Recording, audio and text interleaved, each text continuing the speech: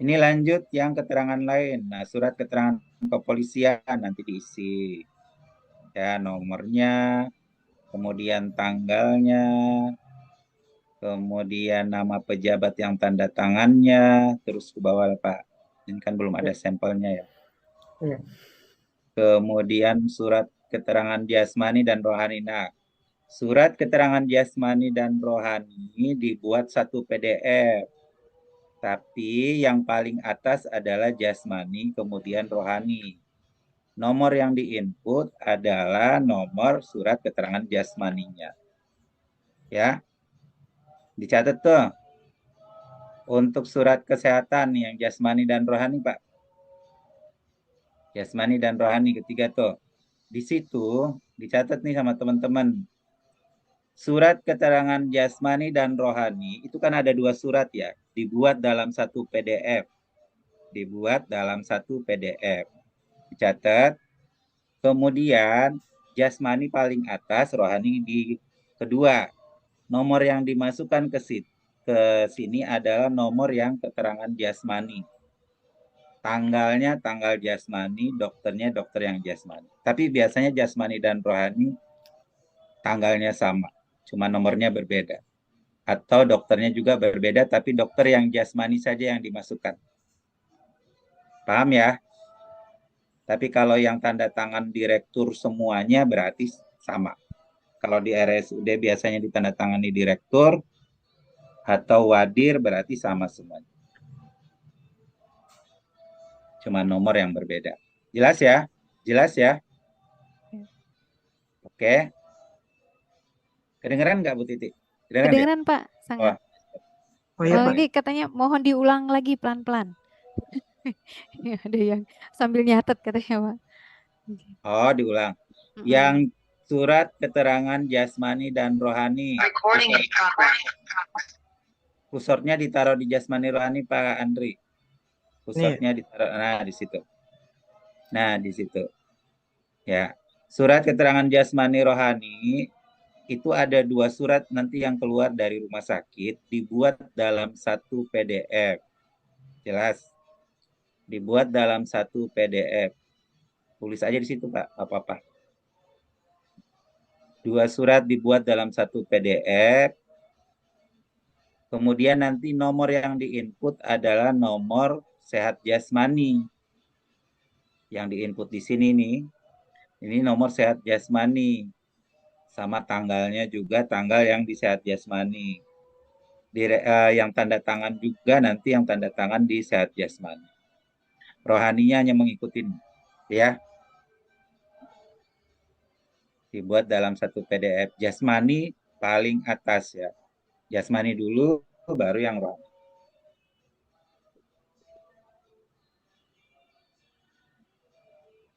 Nama orang semua yang diinput adalah nama orangnya ya, bukan nama jabatannya. Misalnya Dokter Ridwan atau Dokter Heri. Nah, gitu ya. Bukan nama jabatannya, nama dokternya yang diinput. Situ, di bawah. Nah, di situ nama dokter.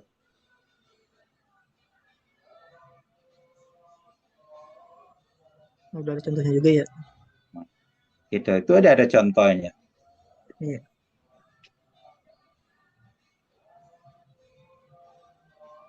Pak izin bertanya Pak. Kan saya kemarin membuat SKCK untuk keperluan PPG ya Pak. Itu masih berlaku. Apa bisa digunakan yang itu juga Pak? Lihat masa berlakunya. Masih berlaku sih Pak. Kalau nggak salah 6 Iya. bulan kan berlakunya ya Iya, SKCK. kemarin digunakan. Sampai kapan masa berlaku? Makanya saya suruh lihat. Iya, Sampai kapan masa berlakunya? coba lihat nih. Baru Oktober kemarin sih. Ya, lihat Oktober dulu sampai kapan. Iya, Oktobernya baru buat bukan Pak Adrian? iya betul Bu. Berarti berlakunya kan selama 6 bulan. Mm. Masih bisa sih Pak Adrian. Oh. Memang keterangannya berbeda. Kemarin keperluan pemberkasan PPG gitu. Bu, Enggak, lihat sebaiknya dulu buat masa baru. berlakunya sampai kapan. Coba. Kalau masa berlakunya sampai April masih boleh. Tapi kalau masa berlakunya Maret, buat lagi karena udah terlalu mepet. Hmm. Oktober, Kalau Oktober, November, Desember, Januari, Februari, Maret udah mepet, buat lagi. Buat lagi Pak Adrian. Hmm. Mending buat lagi aja. Siap, siap. Biar aman. Kecuali kalau masa berlakunya masih April, Mei, masih oke.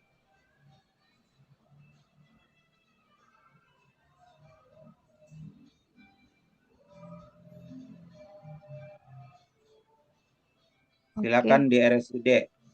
Kalau memang RSUD-nya buka. Izin bertanya ini Pak dari Bu Lisna. Untuk MCU boleh nggak di Labkesda atau memang wajib ke RSUD? Di rumah sakit, Bu. Rumah Labkesda itu sakit. bukan RSUD. Kecuali ibu yang narkoba boleh di Labkesda. Ya, Labkesda itu beda, dia UPT.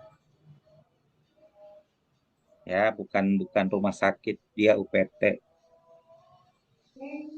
Ketentuannya adalah rumah sakit RS pemerintah. Cukup clear ya Bapak dan Ibu, RSUD ya sekali lagi nggak di Labkesda. Narkoba sama MCU mau di rumah sakit silakan kalau rumah sakitnya buka. Tapi kalau rumah sakit bilang, oh narkoba nggak di sini, ya silakan cari di. Ini sempat ada yang nanya kalau narkoba itu berapa parameter gitu. Untuk bebas nafsa berapa parameter Pak katanya. Orang BNNK-nya udah paham. Orang dokter pemeriksanya sudah paham terkait itu. Saya bukan orang kesehatan jadi nggak tahu. Berapa? Tapi mereka sudah tahu standarnya untuk CPNS atau P3K.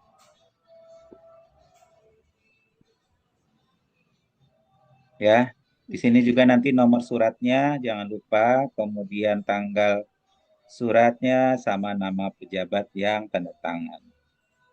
Itu ya. Seluruh surat-surat yang diproses pengadaan P3K karena teman-teman akan sebagai P3K bukan sebagai chef Juna. Kalau teman-teman menjadi chef berarti keterangannya chef Juna, tapi sekarang kan mau jadi P3K. Proses surat administrasinya untuk keperluan P3K. Itu ya jelas ya. Harusnya yang begitu nggak perlu jadi bahan pertanyaan lah. Saya mau bikin surat untuk kepentingan apa? Ya, sebagai P3K, karena sekarang untuk daerah P3K selesai. Itu masih ada yang nanya lagi, SKCK harus ke Polres. Tadi kemana aja? Tuh kan? Zoom saja dia nggak catat, apalagi nggak Zoom. Bu Titi, tolong. Siap Pak. Masih ada yang bertanya tadi. Maaf, kakak saya masih lama belum barcode, Pak. Itu tadi udah dijelaskan.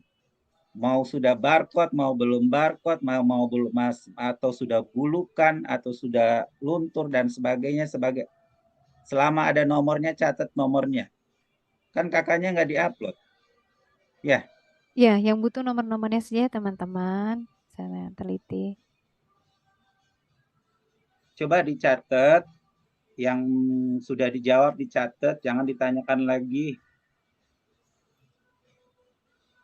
Ya, yang jelas teman-teman, tadi kan sudah banyak sekali dijawab oleh Pak Heri. Tuh ya. Oke, lanjut terakhir. Lanjut Pak Adrian mungkin bisa ke bagian berikutnya. Nah, ini karena belum diisi Pak Adrian, bisa nggak selanjutnya? Boleh, nggak apa-apa. Saya. 5D. Oh, berarti nggak bisa, Oke, harus diisi nggak apa-apa. dulu. Berarti itu nanti diisi dulu semuanya. Kemudian terakhir, ini teman-teman harus diupload yang terakhir. Lihat yang panduan tadi, ambil yang lembaran terakhir, Pak. Di panduan yang tadi Bapak sudah download. Itu di Di tab file berikutnya. yang ini, file File locker. locker tuh. File locker.